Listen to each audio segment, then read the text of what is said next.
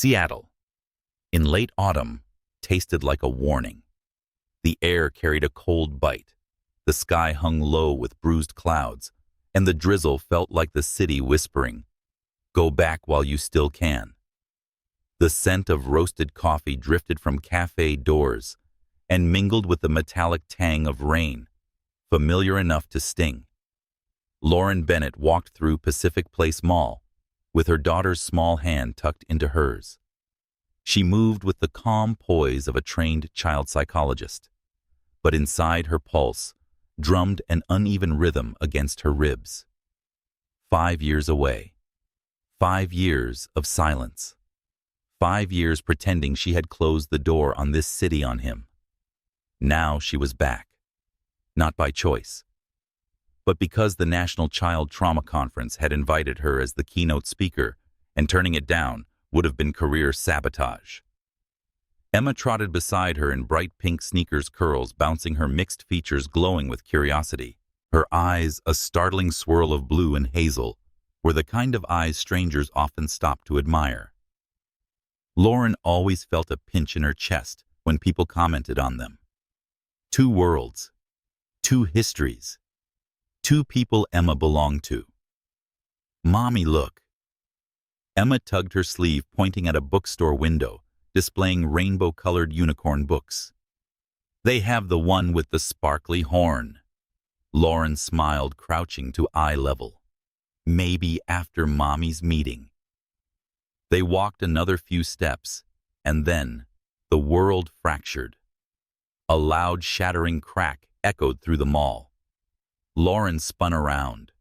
A glass tumbler had hit the floor, smashed into glimmering fragments. And standing beside the shards, frozen as though struck by lightning, was Ethan Walker. Lauren's breath caught. Her heart forgot how to beat. Of all the people in Seattle, of all the moments in her life, fate chose now. Ethan looked exactly painfully like the man she had left behind, tall, broad-shouldered, dressed in a tailored charcoal coat. His cold gray eyes, so sharp they could slice through steel, now widened in shock. A few strands of his dark blonde hair fell over his forehead, damp from the drizzle outside.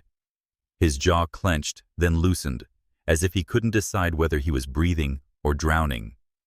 But his eyes didn't stay on Lauren. They slid downward, to Emma. The moment their gazes met, everything stopped. Emma blinked up at him, head tilting innocently. "Mommy?" she whispered, tugging harder at Lauren's hand. "Why are his eyes the same as mine?" The question sliced through Lauren's chest like a blade. She couldn't breathe, couldn't think. Ethan took one small, disbelieving step forward. His lips parted soundlessly as his eyes searched Emma's features. The shape of her face, the curve of her nose, the exact shade of those impossible eyes. Eyes he'd seen before in every mirror since he was a child. Eyes he'd wondered countless times if he would ever get to pass on. "Lauren," his voice cracked. "The little girl." Lauren took a step back. Her instincts roared. Run. But her feet felt rooted to the cold tile floor. Emma pressed into her leg, sensing the tension. Ethan swallowed, his voice low and trembling. "Lauren, were you pregnant when you left?" The question dropped between them like a stone through ice. Lauren's knees weakened. Emma's small hand squeezed hers, grounding her. But nothing felt real. The mall around them faded into a blur of muted footsteps and distant chatter. The only thing that existed was Ethan's eyes, wide, with a mixture of hope, fear, devastation, and something that made Lauren's pulse stutter violently. Recognition. A recognition 5 years too late. Before she could respond, a soft voice cut through the tension. "Lauren." A woman approached from behind Ethan. Helena Moore. Lauren's stomach plummeted. Helena, the pale-skinned, honey-blonde assistant Lauren had once mistaken for the woman Ethan had cheated with. The woman whose text messages had shattered Lauren's trust. the woman whose photo had been the final blow. Helena looked older, her beauty dimmed by something heavy and remorseful. Her gaze darted from Lauren to Emma, and her face drained of color. "Oh, God," Helena whispered, hand flying to her mouth. "The child." She's Lauren didn't wait to hear the rest. Fight or flight seized her, and flight won. She hoisted Emma into her arms and turned, weaving through the mall crowd as fast as she could without running. Lauren Ethan's voice echoed behind her. She didn't look back. "Lauren, please." Her heart thundered. Her vision blurred. Her breath came in shallow gasps. Everything in her screamed that she could not let him get close. Not here. Not like this. Not without control. Not without her strength fully intact. She burst through the mall doors into the cold drizzle, clutching Emma tight, her daughter's small arms wrapping around her neck. "Mommy," Emma whispered. "Why are we running?" Lauren swallowed hard. "We're not running, sweetheart. We're leaving." But Emma trembled against her, sensing the lie. Lauren hurried down the steps, but before she could reach the crosswalk, footsteps approached behind her. Not rushed, not forceful, but steady. Lauren. She froze. Slowly she turned. Helena stood a few feet away, alone, rain speckling her coat. Her eyes weren't cold or guiltless. They were filled with something Lauren had never expected to see in them. Fear, sadness, and a truth she seemed desperate to release. "I'm sorry," Helena whispered. "I know you don't trust me. You shouldn't. But before you disappear again, please hear me." Lauren tightened her grip on Emma. "I have nothing to say to you, but I have something to say to you." Helena took a cautious step forward. "The messages you saw, the photo, the things that made you leave him, they weren't what you think." Lauren's heart hammered painfully. "Helena, stop." "No." Helena shook her head, tears spilling. "Not this time. I kept quiet for too long, and you both paid the price." Lauren's breath hitched. "Why now?" Helena swallowed, voice trembling. "Because there's something you never knew." A pause, and it changes everything. Lauren's pulse pounded in her ears. Helena inhaled shakily, rain running down her cheeks like streaks of salt. The messages weren't from Ethan. They were manufactured, edited, used against both of you. Lauren's blood went cold. "What are you talking about?" Helena looked at Lauren with a haunting mixture of guilt and desperation. "Lauren, someone wanted to destroy what you had with Ethan. Someone with power, with motives, and with resources to make you believe the worst." She took another breath, a breath so heavy it seemed to crush her lungs. It wasn't a misunderstanding. Her voice broke. It was engineered. Lauren stared at her, shocked, breathless ice settling in her spine. Helena's final words sliced the air like lightning.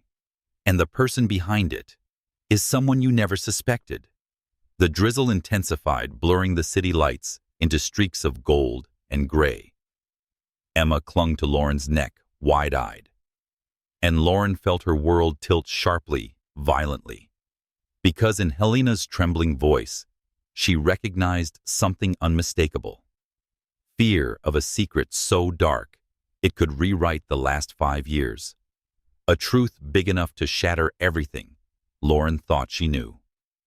The taxi door shut with a hollow thud, but Lauren felt as though it ripped open every wound she'd spent 5 years stitching shut. Emma sat curled against her side, warm and restless, her curls brushing Lauren's cheek. Rain tapped the windows in delicate, ceaseless threads. The city outside blurred into streaks of silver. "Mommy." Emma murmured, voice soft, the way only frightened children spoke. "Why did he look at me like I was important?" Lauren swallowed hard. Her arms tightened around her daughter as if Emma might dissolve into mist if she held her any looser. "I don't know, sweetheart," she whispered, because she wasn't ready to admit the truth, not even to herself. "Let's get inside, okay?" Emma nodded, but the question lingered between them like smoke. Back at the hotel, Lauren locked the door and leaned against it. Her breath came too quickly, her pulse too fast, her mind spinning backward through years she had tried desperately to outrun. She slid onto the edge of the bed and pressed her palms to her eyes. But memory didn't fade. It sharpened. The late nights Ethan spent in meetings, the text messages she'd seen between him and Helena clipped suggestive when taken out of context, damning in the worst way. The photo of them at that restaurant cropped to perfection, weaponized to hurt. But none of those things had been the breaking point. The breaking point had been the terror of reliving history. Lauren had spent her childhood watching her mother piece herself together after being abandoned for a younger white woman, her father's assistant of all people. She had grown up in the shadow of that betrayal, carrying the weight of not being enough, never being the right one, never fitting the mold. So when she saw messages, photos, late nights, her past and present collided, and she didn't know how to separate fear from reality. But even then she might have stayed.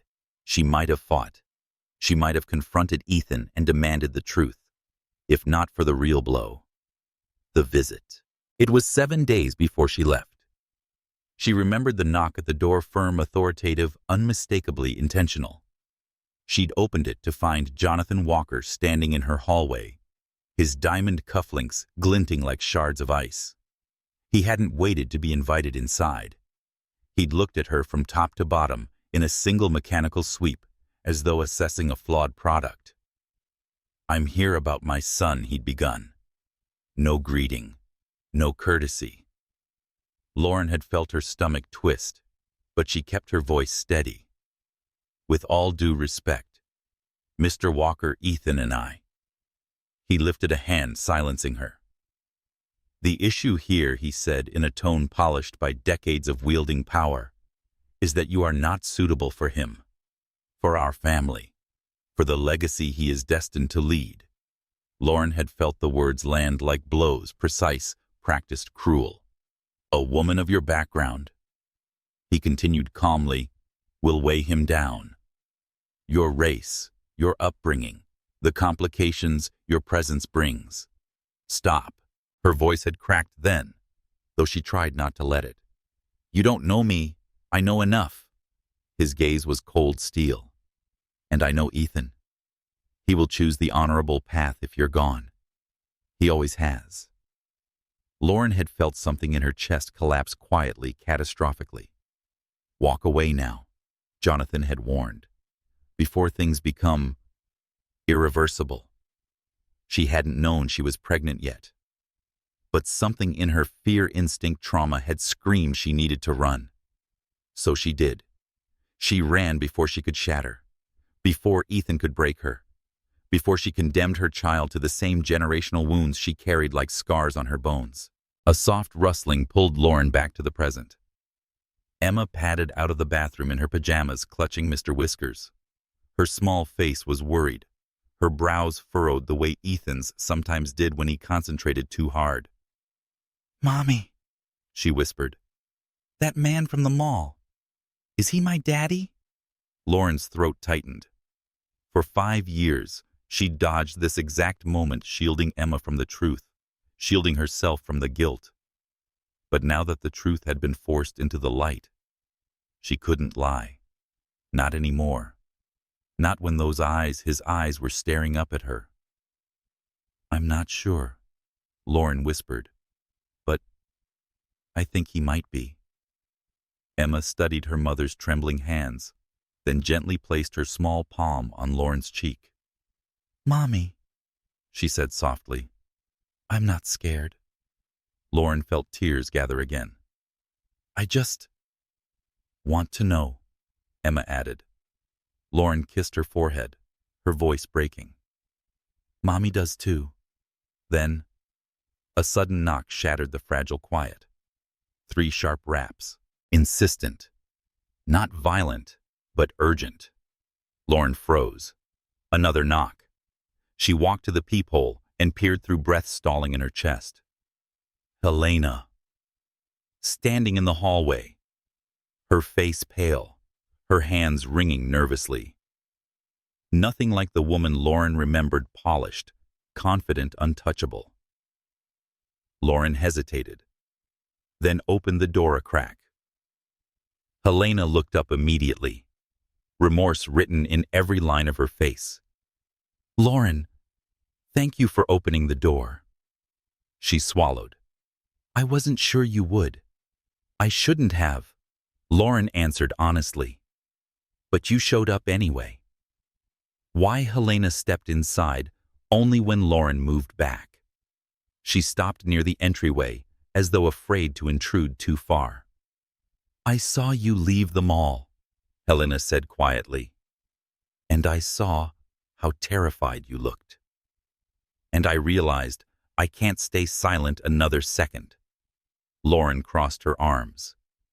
Say whatever you came to say. Helena inhaled shakily. I know why you left Seattle 5 years ago. Cold swept through Lauren's spine. Do you? Yes.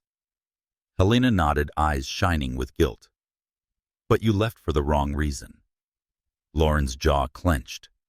I left because I saw messages, photos, because Ethan lied, because you were manipulated. Lauren stiffened. What are you talking about? Helena dug into her purse and pulled out a small envelope, thick, worn, stuffed with printed screenshots, emails, and something that looked like bank transfers. Her hands trembled violently. These messages, she whispered, the ones you saw. They weren't real. Lauren's breath hitched. I saw them with my own eyes. No. Tears spilled down Helena's cheeks. You saw what someone wanted you to see. She handed Lauren the envelope. It felt heavier than paper, heavier than ink, heavy like truth. What do you mean? Lauren whispered. Helena swallowed. Jonathan Walker approached me, offered me money, threatened my job. He used my phone, my accounts, my proximity to Ethan to create evidence. Lauren felt her knees weaken. He hired people. Helena continued, voice trembling. A digital forensics guy, a photographer, someone who knew how to fabricate timelines, alter metadata. They doctored that restaurant photo. They rewrote messages. They crafted everything to push you away. Lauren pressed a hand to her chest, trying to breathe around the crushing weight.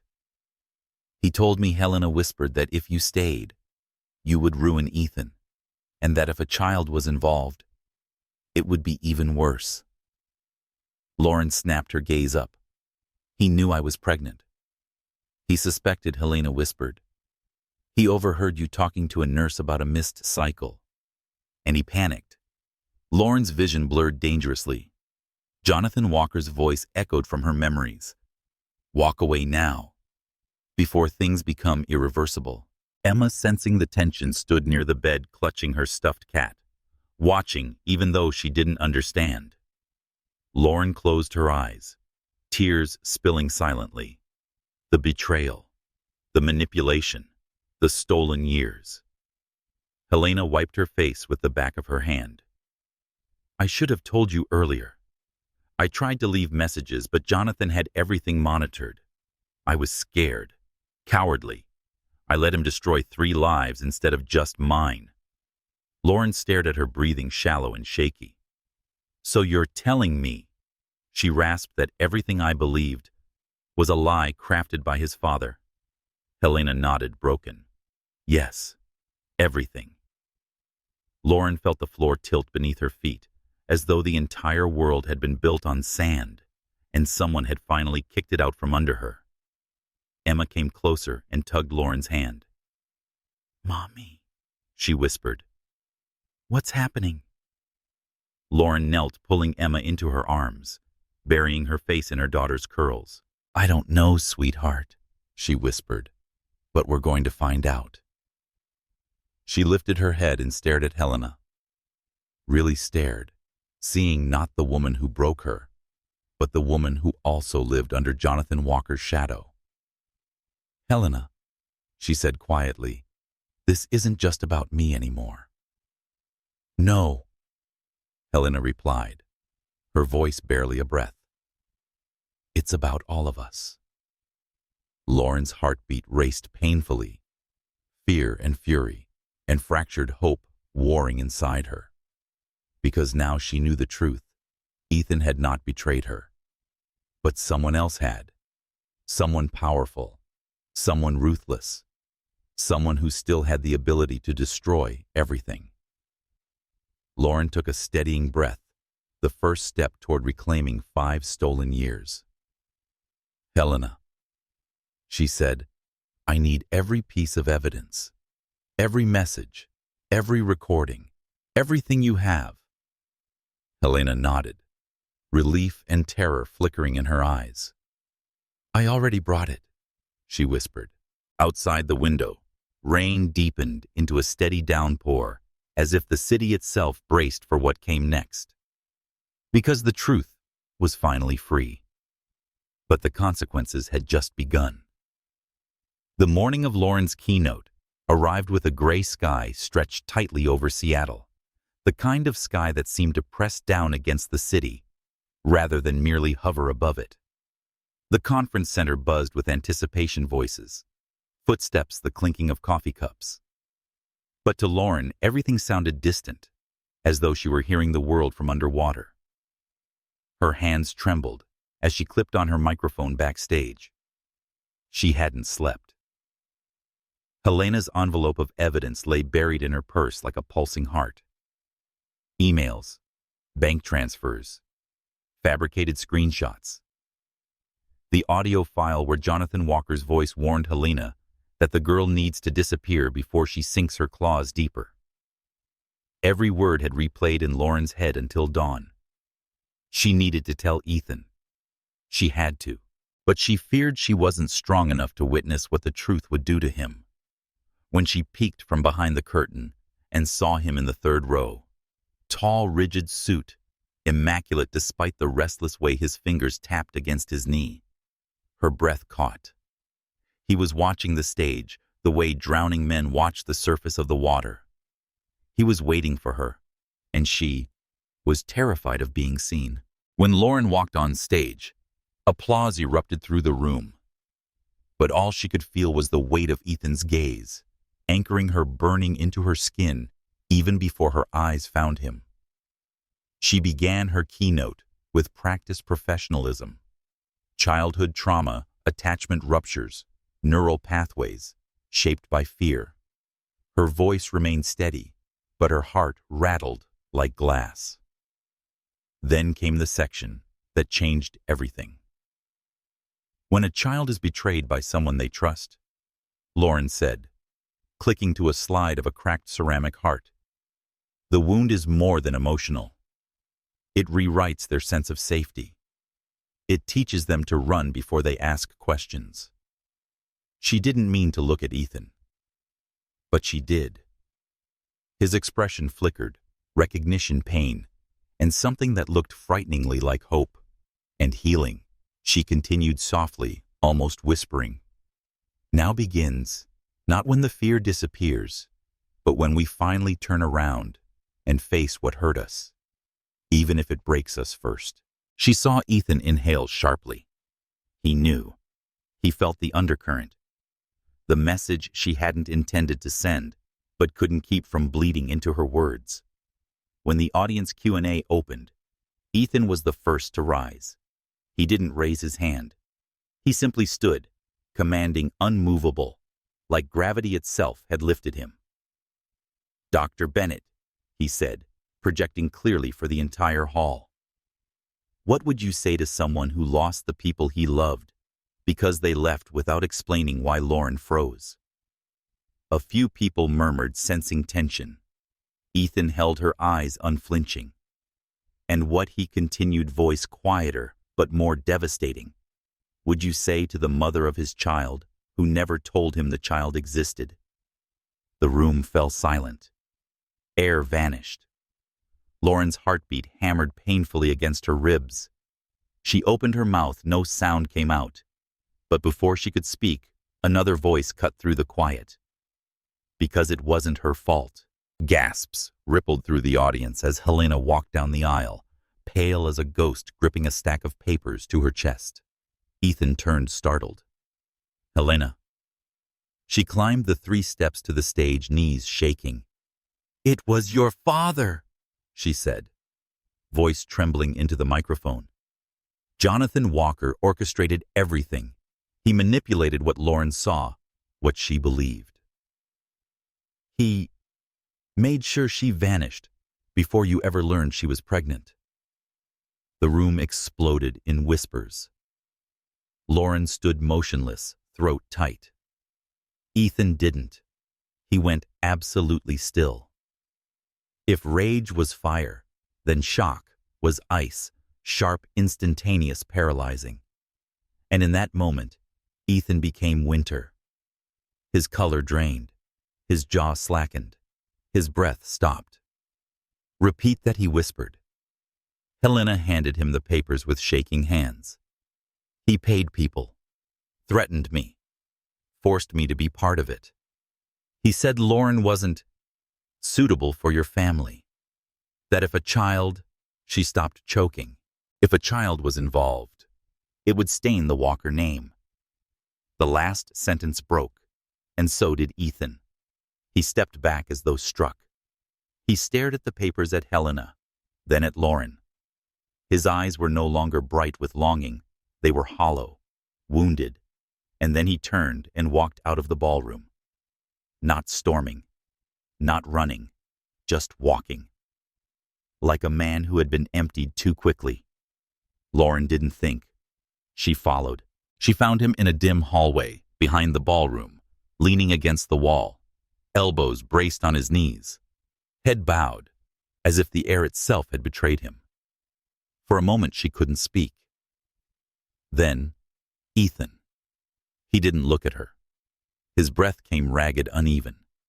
When he finally lifted his head, his eyes were raw. "You went through all of that," he whispered. "All of it. Alone." Lauren's chest tightened painfully. Yes. And the things he said to you." Ethan's voice cracked, almost childlike in its disbelief. "The threats, the lies, He swallowed hard, unable to finish. Lauren stepped closer, but didn't touch him. "I didn't want to burden you with my fear." "You were protecting me," Ethan murmured. She nodded. "And you were protecting Emma." She nodded again. Ethan exhaled slowly, painfully, like a man learning to breathe after years underwater. Then he laughed, but it was hollow, broken. "I left the company for him. I changed my entire life because I thought I had failed you. And all along, it was him." Lauren's voice softened. "You didn't fail me." Ethan's gaze sharpened, icy clarity settling over his expression. "But he did." He straightened, shoulders stiffening with a dangerous calm. Not fury, not grief. Something colder, sharper, deadlier. Resolve. "Lauren," he said quietly, "I need you to hear this." He stepped closer, just enough that the air between them hummed. "I will never let him touch our lives again." Lauren's eyes widened. "Ethan." "No." His voice was steady, unwavering. "I will never let him break you again. Or Emma. Or us." Lauren felt something inside her tremble, not in fear, but in recognition. Because she'd never seen Ethan like this. Not as the charming executive, not as the gentle barista, but as a man stripped bare, all illusions gone, standing with nothing but truth and determination. "What are you going to do?" she whispered. "Stop him," Ethan said simply. and then rebuild what he tried to destroy. Lauren shook her head, tears gathering. Ethan, this isn't just about revenge. He nodded. I know. It's about healing. For all of us. He exhaled long and shaky. Then, let's start healing. For the first time since the nightmare began, Lauren stepped close enough to touch him. Her fingers brushed his hand, tentative trembling. Ethan flinched, then covered her hand with his own. It was a small thing, but it felt like the start of something monumental. Ethan, she whispered, I was terrified you'd hate me. Hate you. His voice cracked again. Lauren, I'm trying not to fall apart knowing what you faced without me. Her breath hitched. And Emma. His voice turned hoarse, aching. She grew up believing she wasn't wanted by half her family. She deserved better. You deserved better. Lauren shook her head fiercely. I made the choices I thought would protect her, and I'm not angry at you for that. Ethan's throat tightened. I'm angry at the man who stole 5 years from us. Lauren nodded slowly, and then a different fear flickered in her. Ethan, her voice quivered. What if Emma doesn't want you? He froze. For all his confidence, that single doubt gutted him. He whispered, then I'll spend the rest of my life earning her trust. Lauren's tears fell freely now, because she believed him. Finally.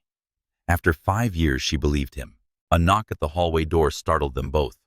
It was Olivia, the conference coordinator, breathless. Lauren, she said urgently, I found your daughter. Lauren's heart dropped. What? Where? She's in the children's area, and she's asking for her dad. Lauren turned to Ethan.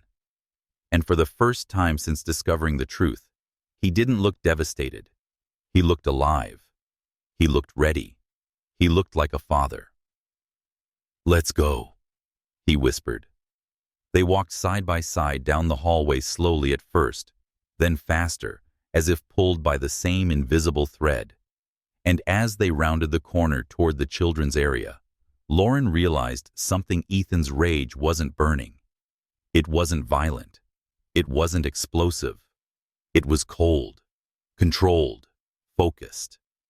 And Lauren understood that kind of anger didn't destroy. It rebuilt. Ethan didn't see Emma again until late afternoon. After the confrontation in the ballroom, after the truth detonated in front of hundreds of witnesses, after he had nearly broken down in a back hallway, he had disappeared for several hours. Not to flee, but to breathe, to try to keep the cold rage inside him from freezing into something dangerous. Lauren didn't chase him. She wanted to. Every instinct screamed to follow. But she understood something crucial. Healing wasn't built on chasing. It was built on allowing space. So she waited. When he finally appeared in the conference lobby, rain-soaked hair, damp eyes, red-rimmed, but steady, Lauren felt her pulse leap painfully. He looked at her first. Then his gaze shifted. Emma stood several feet away, clutching the strap of her tiny backpack. She didn't run toward him. She didn't smile. She simply stared at him, as if confirming that he was real, and not another piece of truth stolen from her. Ethan inhaled shakily, then slowly walked toward her. Emma's voice, when it came, was barely more than a whisper. Daddy? Is it true you love Mommy? Ethan froze. Not from fear, but from the enormity of being asked something so small, yet so monumental. He lowered himself to one knee until he was eye level with her. Rainwater dripped from his jacket sleeve onto the carpet. I love your Mommy, he said gently, voice trembling more than anything I've ever loved in my life. Emma blinked, lashes wet, but not from rain. And you? Ethan whispered, placing a hand over his heart. I loved you the very moment I saw you. Emma bit her lower lip, a habit she'd inherited from Lauren. She looked at him for a long moment, as if studying the sincerity in his face, the steadiness in his voice, the way his hands didn't shake even though the rest of his body did. Then came the question that broke something fragile inside him. If that's true, why did Grandpa want Mommy to go away? Ethan's breath hitched so sharp it made Lauren's own chest ache. He swallowed, forcing himself not to look away, not to hide, not to soften the truth, just because it was painful. Because he was wrong, Ethan said quietly. And I will never let him hurt Mommy again, or you, or us. Emma considered this, her small brows knitting. Then she reached out and took his hand, tentative, gentle. Okay, she whispered. I trust you, Daddy. Ethan closed his eyes. One tear slid down, falling onto the back of her small hand. He didn't wipe it away. Behind them, Lauren watched, her heart tightening in a way she hadn't felt in years. An ache of tenderness, fear, gratitude, and longing all tangled together. This was the moment she had denied him for so long. Not out of cruelty, but out of terror. Now she saw what she'd stolen. 5 years of stolen fatherhood, stolen memories, stolen pieces of a life they might have had. Her throat thickened with guilt. When Ethan finally stood and walked toward her, she instinctively stepped back. Just half a step. But he noticed. He stopped immediately. Lauren, his voice gentled. I won't rush you, or us, but I need to say this. She shook her head softly. Ethan, you need time. Everything that happened, you should process it without feeling like you owe me something. He stepped closer, not imposing, but open. You're right, he said. I do need time. Her chest tugged. But I don't need time to know one thing. His voice dropped, overflowing with quiet certainty. I want to be with you and our daughter, no matter how long it takes to fix what was broken. Lauren closed her eyes. I'm still scared. I know. He moved just close enough that his sleeve brushed hers. I'm scared too. Her eyes fluttered open. He reached out slowly and grazed the back of her hand with 2 fingertips. Lauren, he murmured, you don't have to run alone anymore. That night, he drove them back to the hotel in silence. Not uncomfortable silence, but one filled with unsaid promises and the fragile beginnings of trust. After tucking Emma into bed with Mr. Whiskers curled in her arms, Lauren stepped out onto the balcony. Rain misted her skin. The city glowed beneath the stormy sky, neon signs shimmering on wet pavement. She wrapped her arms around herself. A moment later, Ethan slid the balcony door open and joined her. He didn't speak. He simply stood beside her, looking at the Seattle skyline, as though seeing it for the first time. Lauren, he finally said.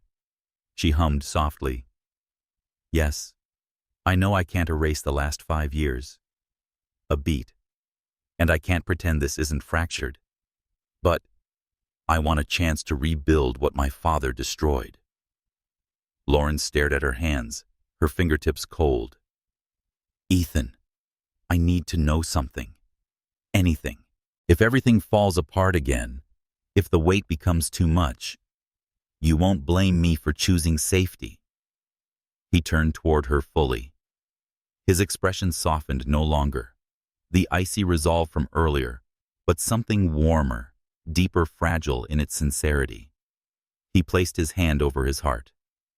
If there's anyone to blame, he whispered, it's me, because I didn't protect you then. But I will now. Lauren's throat tightened. Tears glimmered in her eyes. It was the first time in years that she felt breath move through her lungs without catching on fear. A single tear slipped down her cheek. Ethan reached up and brushed it away with the gentlest touch.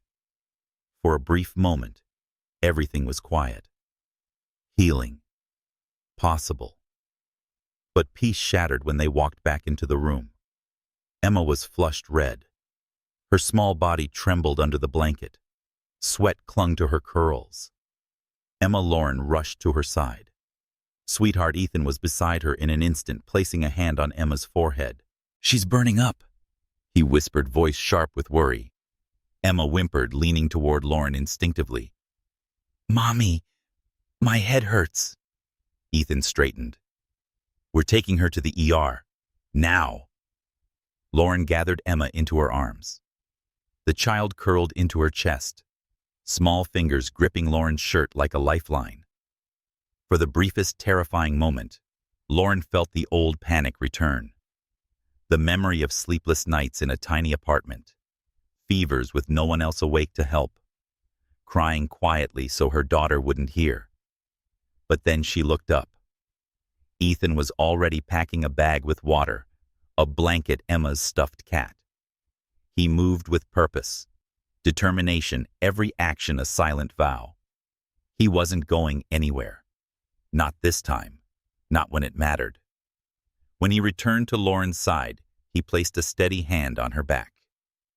"We'll get her help," he murmured. "Together." Lauren glanced up, breathing shallow and shaken. And in that moment, in the middle of fear, chaos, uncertainty, she saw what she had run from for so long. A partner. A father. A man who would stay.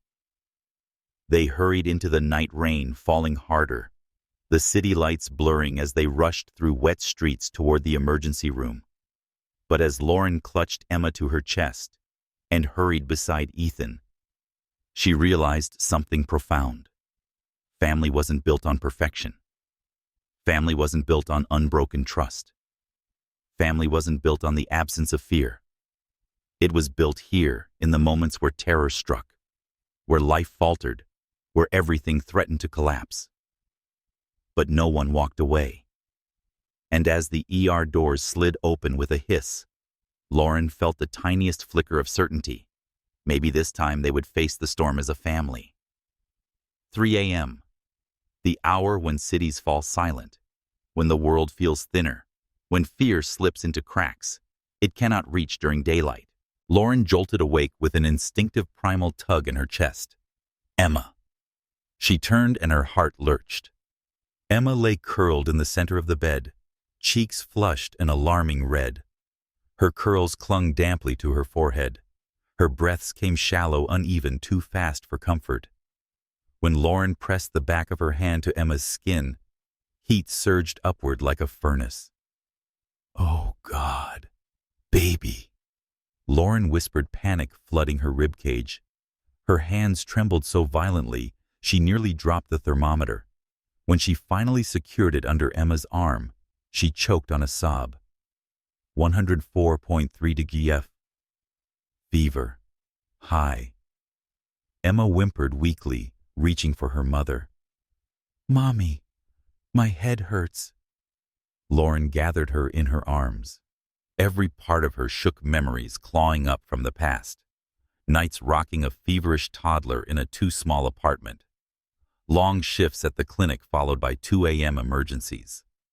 Calling nurses' hotlines alone because there was no one else. Holding Emma through croup-teething night terrors, always alone. She blinked back tears, whispering, "I'm right here, sweetheart. Mommy's here." Her phone vibrated on the nightstand. She didn't think, didn't hesitate. "Lauren, Ethan, Emma's sick. High fever. I'm scared." She pressed send. 7 minutes later, someone knocked. Soft, controlled, steady. "Ethan." Lauren opened the door, breath ragged. Ethan stepped in, already removing his coat. Rain still slicking his hair, worry etched deep into the lines around his eyes. "Where is she?" His voice was low, taut with fear, but anchored by something steadier, instinct. Lauren led him to the bed. When Ethan saw Emma curled in discomfort, something in him broke silently, sharply.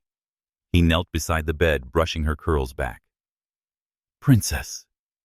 His voice trembled in a way Lauren had never heard before. Emma blinked weakly at him. "Daddy." The word soft, fragile, hit Ethan like a blow. "I'm here," he whispered, scooping her into his arms with a gentleness that contradicted his size. "Daddy's here." He held her as if she were made of glass and gold at the same time. Lauren's breath caught. She had feared this moment for so long. Ethan as a father. Had imagined indifference, impatience, coldness. Instead, she saw tenderness aching at the seams. He rocked Emma slightly, humming under his breath, off-key, unfamiliar, but soothing. Emma's fingers curled into his shirt. Ethan pressed a kiss to the top of her hot head. Lauren covered her mouth. Not from fear, from awe. The thing she feared most, Ethan becoming part of Emma's life, was suddenly the most beautiful thing she had ever witnessed. The ER waiting room glowed with sterile fluorescent light. The smell of antiseptic thick in the air. Ethan carried Emma the entire time, navigating forms, answering questions, pacing with her whenever her fever spiked again. Lauren sat beside him watching. Watching the man she once loved, the man she had hidden from the man she had feared might destroy her. He looked undone, raw, human, and he never once loosened his grip on Emma. At one point, shortly after Emma drifted into a restless sleep against his chest, Ethan turned to Lauren. "Have you—" He paused, voice unsteady. "Have you had nights like this before?" When she was little. Lauren nodded, throat tightening. "Many. And you—" Ethan swallowed. "You did them alone." A statement, not a question. Lauren lowered her gaze to her hands. "I didn't want to," she whispered. "But I thought that if I told you, you'd have to choose. Between work, family, the world your father forced you into. And I thought I'd lose. I thought Emma would lose." Ethan's hand found hers. It was warm, grounding, shaking just a little. "Lauren," he said quietly, "if I had known, I would have run to you, even if the company burned down, even if every investor walked away, even if my father disowned me." Lauren's eyes stung. "You wouldn't have chosen us over everything," she whispered. His thumb brushed over her knuckles. "I would have chosen you over anything." Her breath hitched. Ethan looked down at the sleeping child in his arms. "And this," he murmured, "would have been the easiest choice I ever made." Lauren couldn't speak. Her voice was buried beneath tears she didn't know how to stop. Ethan pressed his cheek to Emma's head, holding her as if she were the most precious thing he'd ever touched. The doctor eventually reassured them it was a viral fever. High but manageable. With fluids, rest, and monitoring, she would stabilize within the night. Relief nearly made Lauren collapse. Ethan carried Emma back to the temporary apartment Lauren had rented.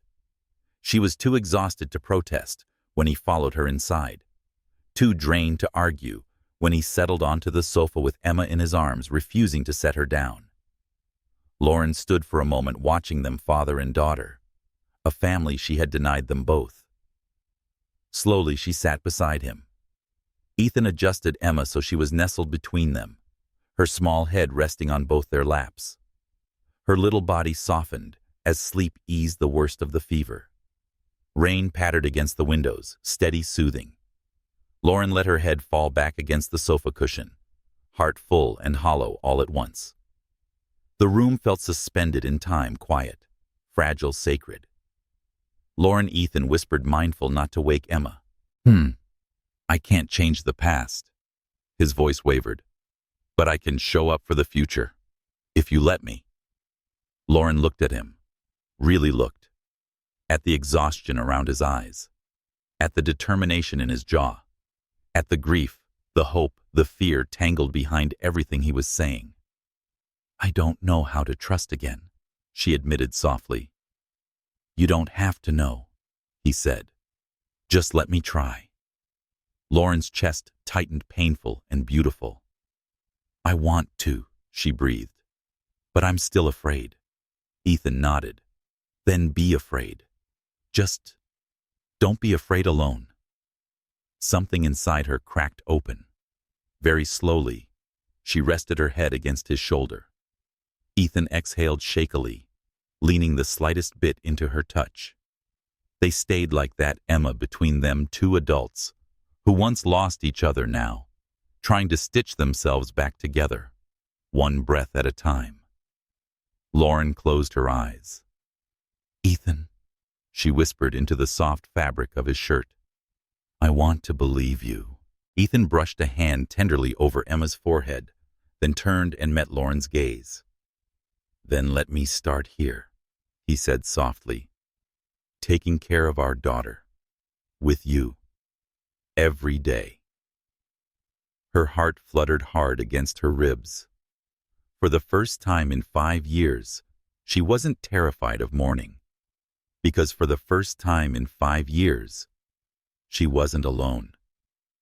They drifted to sleep like that, 3 bodies on a too small sofa, rain whispering against the windows, a new kind of hope pulsing quietly in the dark.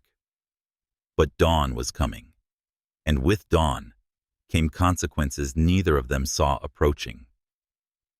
By the time Emma's fever finally broke, dawn light had softened into the pale warmth of midday. Lauren had drifted to sleep on the sofa beside her daughter, but Ethan had stayed awake, watching over both of them, quiet and unmoving, like a sentinel guarding the 2 most precious pieces of his world. It was only after he saw Emma drink water and smile again, weak but real, that Ethan stood kissed. His daughter's forehead whispered, Daddy will be right back, and left the apartment without explaining. Lauren woke to an empty spot beside her and immediately felt the shift in the air. The kind of shift that meant something irreversible had begun. She found a note on the counter in Ethan's handwriting. I have to face him now. It's time. Lauren pressed the paper to her chest, fear and pride and dread mixing into something sharp and breathless. Because Ethan wasn't running. He was confronting the monster she could never face. Walker Enterprise towered above the city, like a polished steel blade slicing through the rainy Seattle sky. Inside, the executive floor glowed with cold white light, marble floors gleaming under the weight of corporate power. Jonathan Walker waited in the glass conference room, still crisp in his tailored suit cufflinks, gleaming posture straight and unyielding. He radiated the kind of authority that could crush an entire room with a single raised eyebrow. But today, something in the atmosphere was different. Today, his son walked in with a folder of evidence, a heart full of truth, and 5 years of stolen family burning behind his eyes.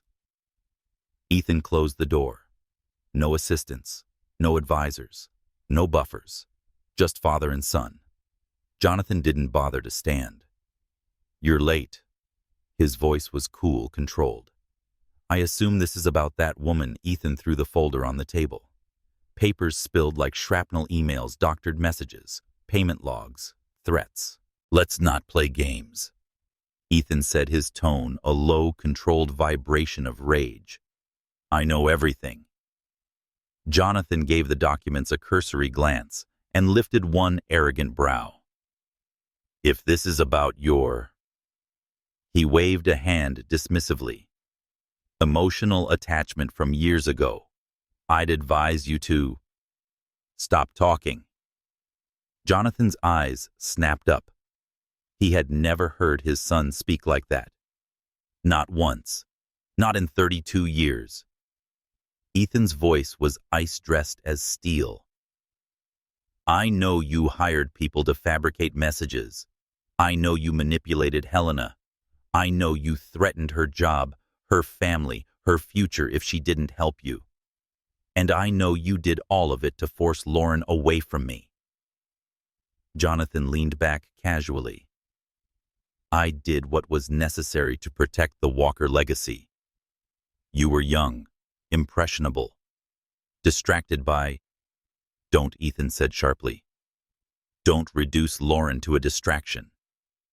Jonathan steepled his fingers, studying his son with a cold, clinical eye. You're thinking with your heart, not your head. A woman like her. The sound of Ethan's fist slamming onto the glass table reverberated like a crack of thunder. Papers jumped. Jonathan jolted. Don't you dare finish that sentence. The room trembled with quiet fury. Jonathan's jaw clenched. I will speak the truth. She was never suitable for this family. She would have diluted what we've built. Her background. Her race. Ethan moved. Not violently. Not even quickly. But with deliberate, chilling precision, stepping so close that Jonathan had to tilt his head up to meet his gaze. Lauren. Ethan said each word, carved from ice, is the strongest thing that ever happened to me. She is grace and resilience and courage. You can't even comprehend. And Emma. His voice softened dangerously. Emma is my daughter, my blood, my everything. Something flickered in Jonathan's expression, something like surprise, maybe even fear. He had always expected Ethan to yield, to bow, to break if pressured hard enough. But his son wasn't breaking. He was crystallizing. Ethan. Jonathan said slowly, shifting tactics, you're jeopardizing your future. No. Ethan cut in. You jeopardized mine. Jonathan exhaled through his nose, annoyed. Look at yourself. Emotional. Irrational. Risking your entire career for a woman who... She didn't destroy my career, Ethan said. You did. Jonathan froze, and Ethan continued each sentence sharp and unforgiving. You drove her away. You let me search for her for years while you knew exactly why she left. You watched me lose myself. You watched me walk away from this company because I thought I failed her. Jonathan's brows lifted. And you would throw away the Walker empire for her now. After everything, Ethan's response was simple. I would throw away the Walker name itself if it meant keeping her and Emma safe. Silence dropped like a blade. Jonathan stood back rigid. You would abandon your family for them. Ethan stepped back, not in retreat, but in rejection.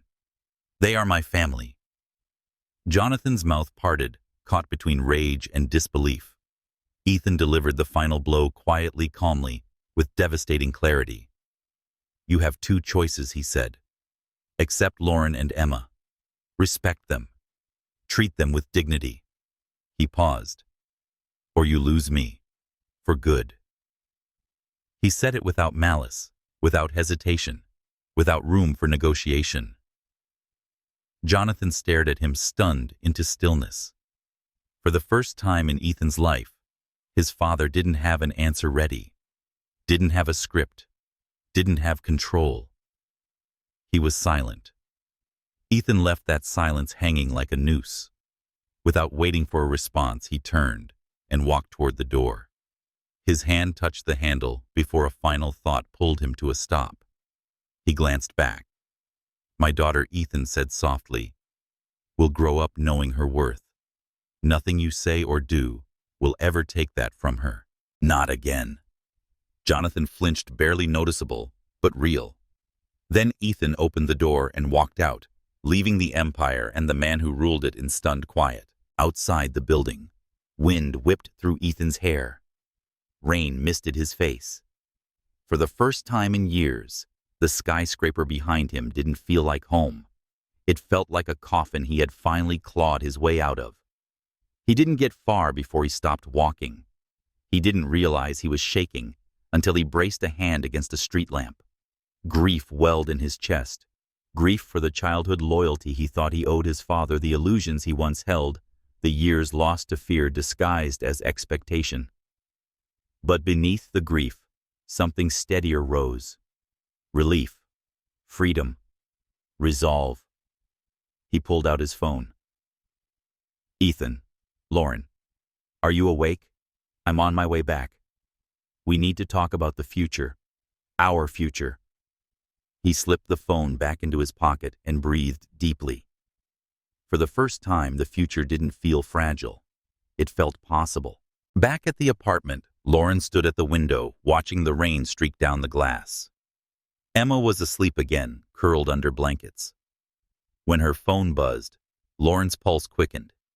Ethan's message glowed on the screen.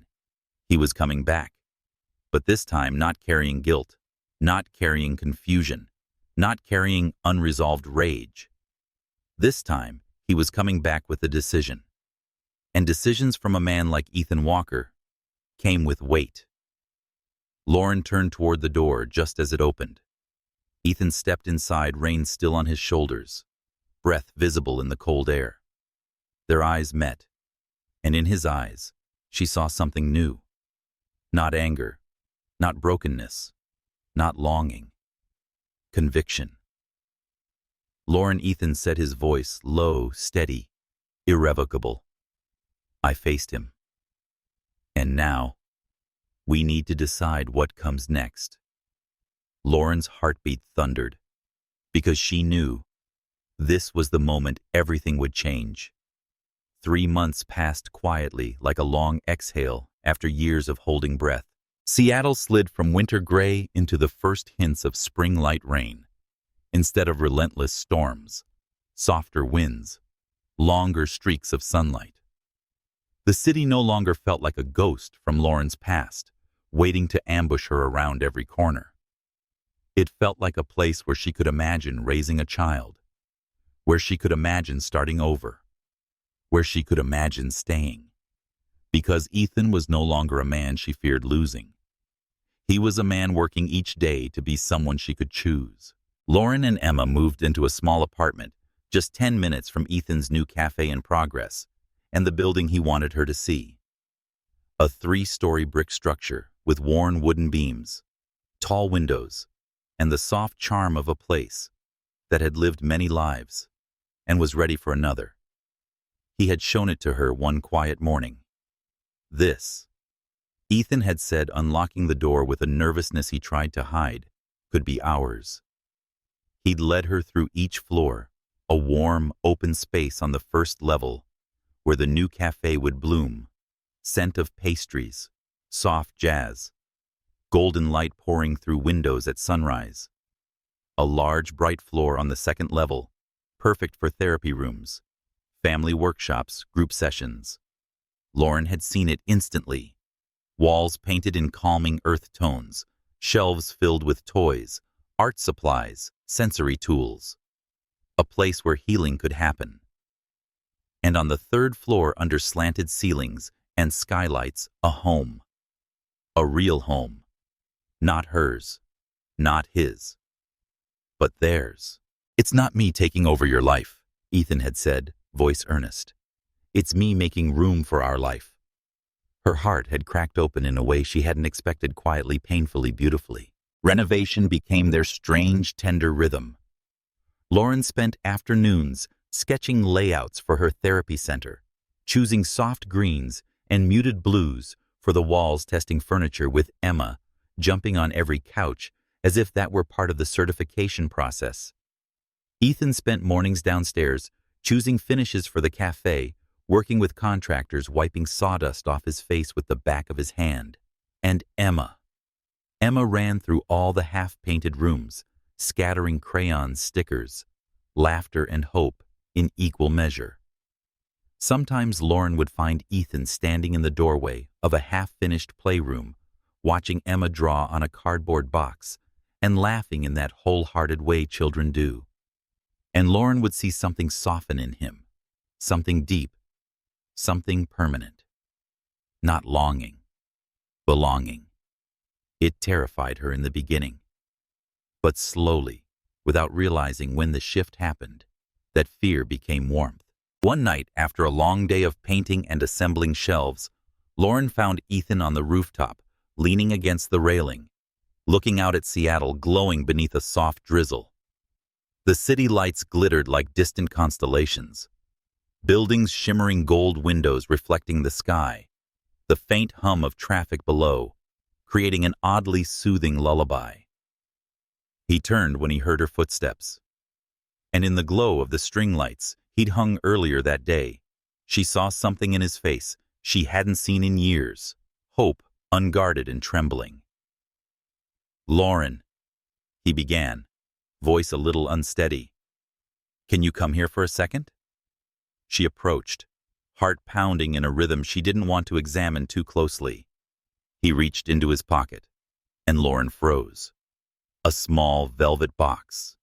Her breath caught fear, expectation, old wounds all flaring at once. "Ethan, I'm not." He held up a hand, quickly shaking his head. No, it's not what you think." He opened the box. Inside was not a ring. It was a necklace. A delicate silver chain holding a small charm shaped like a heart, with wings, simple, soft, symbolic. Lauren's lips parted. She remembered it. 5 years ago, she'd seen it once on his nightstand, before things fell apart. She'd assumed he bought it for someone else. That assumption had been one of the many fractures that widened the gap between them. Ethan stepped closer, his voice barely above a whisper. "After you left, I kept this. I didn't know why I didn't throw it away." He laughed softly, bitterly. "Maybe I hoped you'd come back. Or maybe I was too broken to let go of anything tied to you." Lauren felt tears burn behind her eyes. But now he continued, lifting the necklace with careful hands. "I want to give this to you for a different reason." He exhaled, slow and shaky. "Not because I waited for you." His eyes softened. "But because I want to walk forward with you." The tears spilled. Ethan moved behind her, gently brushing her hair aside, and clasped the necklace around her neck. His fingertips grazed her skin, sending a quiet shiver down her spine. When she turned back, he cupped her face. "Lauren," he murmured, "I know the past still scares you. I know commitment feels like stepping off a cliff. And I know you're not ready for marriage." She let out a trembling breath. "Ethan, but I want to ask you something else." She swallowed, heart hammering. What Ethan held her gaze, steady, vulnerable, unflinching.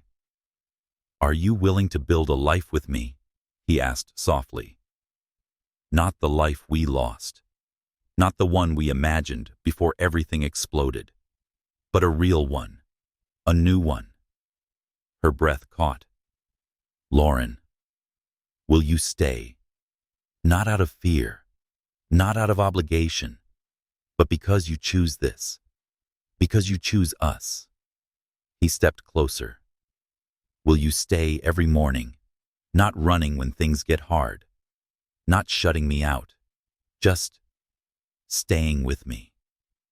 With Emma, rain drifted between them in a gentle curtain of mist, and Lauren looked at him. Really looked. Ethan, who once shattered her heart through a lie he never created. Ethan, who spent 5 years searching in silence. Ethan, who held their daughter through fever, sang to her in the ER, protected her as fiercely as he had protected nothing else in his life. Ethan, who faced his father, shed the weight of his name, walked through fire, and still turned back toward her. This wasn't the same man she had run from. This was a man choosing them, and asking to be chosen in return. Lauren felt something inside her unclench, a knot she didn't know she'd been carrying. "I'm scared," she whispered. Ethan nodded gently. "So am I." Rain glistened on her lashes, but she continued, voice barely above breath. "I'm more afraid of losing this. Losing you. Losing us." He inhaled sharply. "So," she said, lifting a trembling hand to touch the charm at her collarbone. "Yes." "Ethan, I'll stay. I'll build this life with you." She paused. No running. He let out a sound she had never heard from him before, a quiet, broken exhale of relief and gratitude. Then he pulled her into his arms. Not like a lover chasing a moment. Not like a man clinging to a fantasy. but like someone finally holding the missing piece of his world. Lauren buried her face against his shoulder arms, looping around his waist. She felt his breath tremble against her hair, felt his heart hammer against her chest. For the first time in 5 years, she didn't feel fragile. She felt chosen, held, home. Above them, the city glowed. Below them, the future waited. And in his arms, she finally felt ready for it. But neither of them noticed a tiny blinking light on the corner rooftop camera, quietly recording, quietly watching, quietly waiting. The grand opening of the Morning After Family Center dawned with a crisp Seattle breeze, the kind that carried both promise and nostalgia. The 3-story building, once a forgotten brick husk, now glowed with warm lights strung across the entrance, bright banners fluttering fresh flowers scenting the air. By 10 a.m., the place was alive. Children darted between tables with paper crowns and glittery stickers. Parents chatted in clusters, sipping lattes from the brand-new cafe downstairs. Soft music drifted from hidden speakers. Laughter echoed up the stairwell. Ethan stood behind the bar counter in a rolled-sleeve Henley, expertly pulling shots of espresso and greeting every guest with that earnest, slightly shy smile he wore whenever Lauren was watching. Lauren now, Dr. Bennett, to half the crowd, and Lauren to the other half, glided through the lobby in a white blouse and soft slacks, greeting visitors, answering questions, showing parents the therapy rooms upstairs. She moved with a confidence she hadn't felt in years, settled, steady, supported. Every so often she glanced toward the cafe. Every time Ethan was already looking. And Emma, beautiful, buzzing. Emma raced everywhere, curls bouncing, handing out drawings she'd made of our family center, with stick figures labeled Mommy, Daddy, and Me. Lauren didn't know her heart could feel this full without cracking, yet it did. The crowd thickened as noon approached. A ribbon cutting, applause, cameras, more lattes, more smiles. Emma perched on Ethan's shoulders for part of the ceremony, waving a miniature flag she'd made out of popsicle sticks. Then, in the middle of shaking hands with a local reporter, Lauren froze mid-sentence. Her gaze had snagged on a familiar figure entering through the glass doors. Jonathan Walker. He didn't bring an entourage. He didn't wear his shield of corporate arrogance. He walked alone, no expensive coat, no polished posture. His shoulders seemed heavier. His steps lacked their usual force. Conversations stumbled into silence as people recognized him. Lauren's heart thudded once painfully.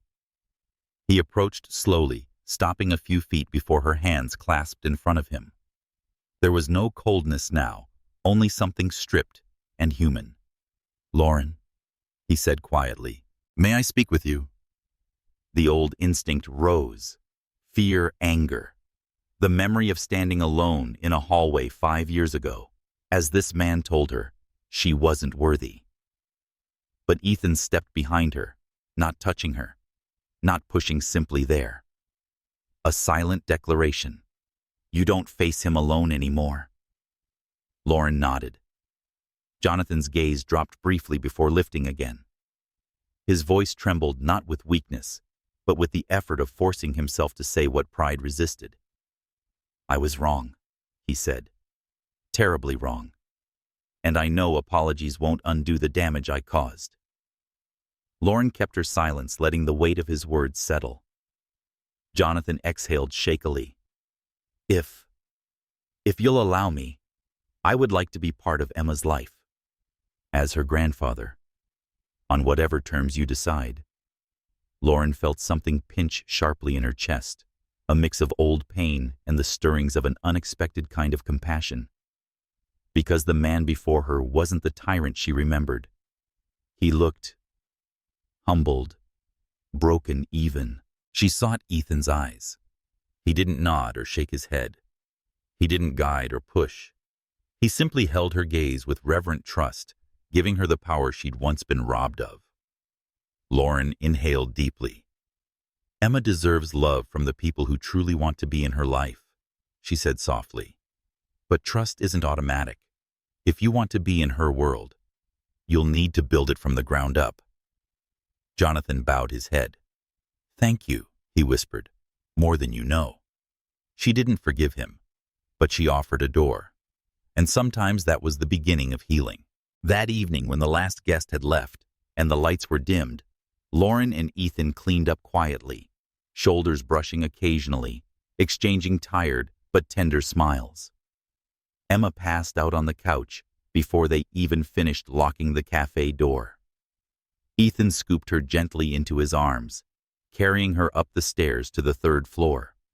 Lauren followed behind, listening to Emma's soft breathing as Ethan tucked her under the blankets. When he stepped back, their eyes met in the golden glow of the hallway. Something warm fluttered in the space between them. Come with me, Ethan murmured. He took her hand, fingers intertwining naturally, and led her up the final flight of stairs to the rooftop terrace, where months ago he'd given her the winged heart necklace that now rested against her collarbone. Seattle sprawled beneath them, glittering under a soft drizzle. Lauren's breath caught. Ethan, what are we doing up here? He reached into his coat. Her heart skipped. A small box, velvet, square, so achingly familiar and utterly different from last time. Lauren's throat tightened. Ethan. He exhaled and his voice trembled. 5 years ago, I lost my chance to ask you something important. I wasn't ready then. I didn't understand what it meant to love someone past fear, past expectations, past bloodlines. He stepped closer. You taught me that. Her eyes blurred. Rain or tears, she couldn't tell. Ethan opened the box. This time it was a ring. Simple, elegant, a thin band with a diamond that caught the city lights and broke them into 1,000 trembling shards. Lauren, he whispered, voice rough. I'm asking now. Not because I'm afraid of losing you. A breath. Because I finally believe I deserve you. Her breath cracked on a sob.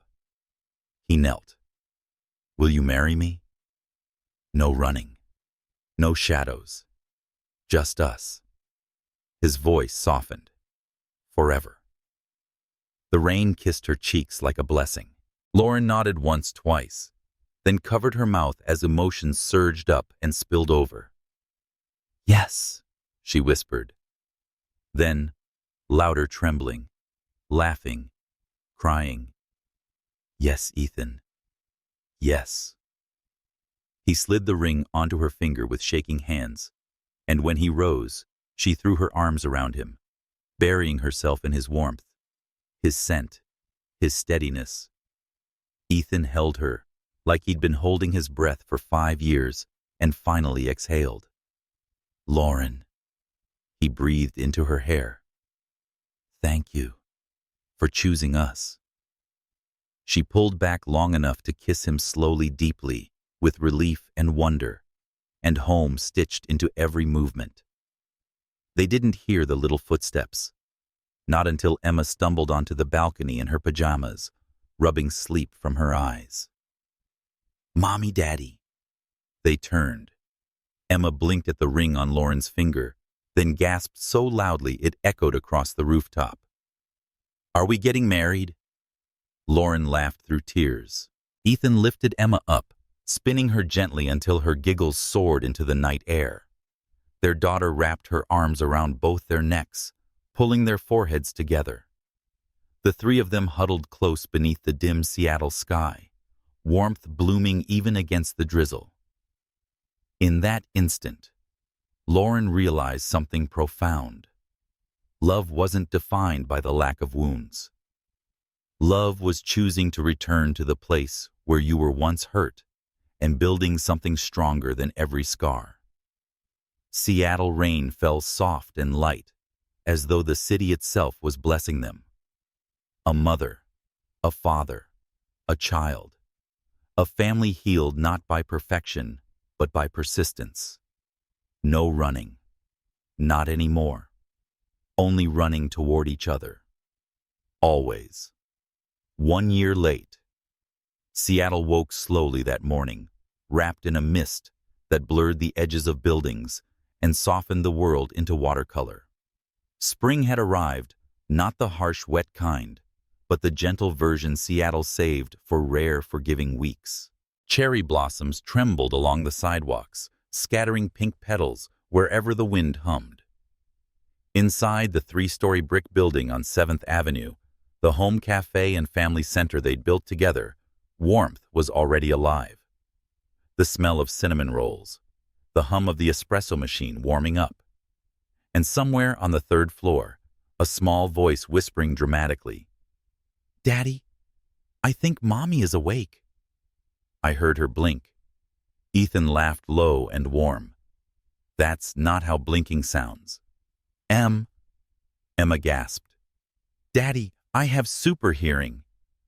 Lauren groaned sleepily and rolled toward the voices. Morning sunlight filtered through the skylight above their bed, landing across Ethan's back muscles, defined under a soft white t-shirt, hair rumpled face, gentle, in a way still unfamiliar to the man he once was. 1 year married, and she still couldn't look at him without something inside her melting. "Mommy!"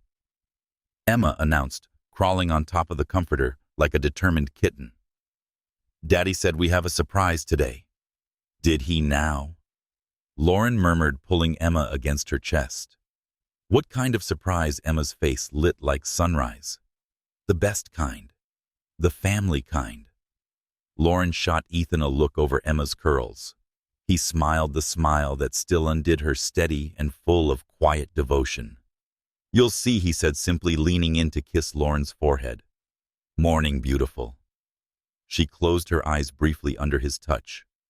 1 year of marriage. 1 year of waking beside him. 1 year of no one running.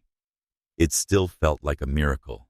Downstairs, the cafe was already buzzing neighbors, regulars, and a few tourists who'd stumbled upon the cozy oasis that smelled like hope and cardamom. Ethan's baristas greeted Emma like she was royalty. Someone slipped her a free muffin. She winked at Lauren like she had made some sort of deal with the muffin gods. Lauren laughed.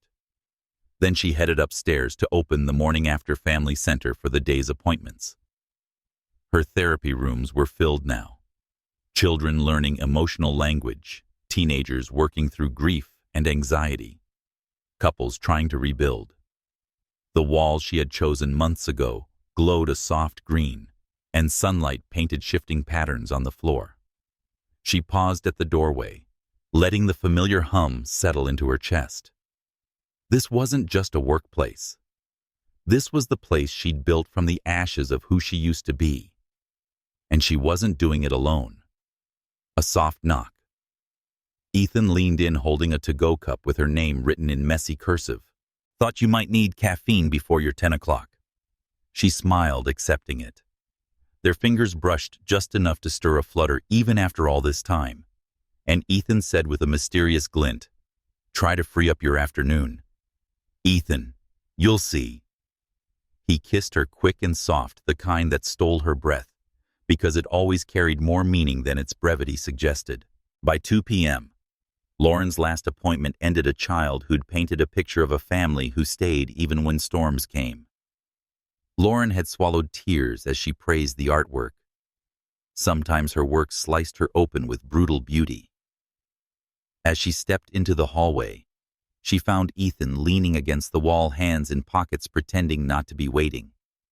He straightened immediately when he saw her. "You ready for what?" "This." He handed her a folded sheet of paper. Lauren frowned, unfolding it. Her breath caught. It was a floor plan of the 4th floor. A floor that didn't exist. Yet. She looked up sharply. "Ethan? What is this?" He hesitated, not from doubt, but from trying to contain emotion he didn't trust in public. "We've outgrown the space," he said softly. "The center. The cafe. Us. His eyes warmed. And, well, Emma told me last week she wants a bigger bedroom for her toys and maybe a baby sibling if Mommy wants one. Lauren blinked. She said what Ethan flushed, ears turning pink. We're not.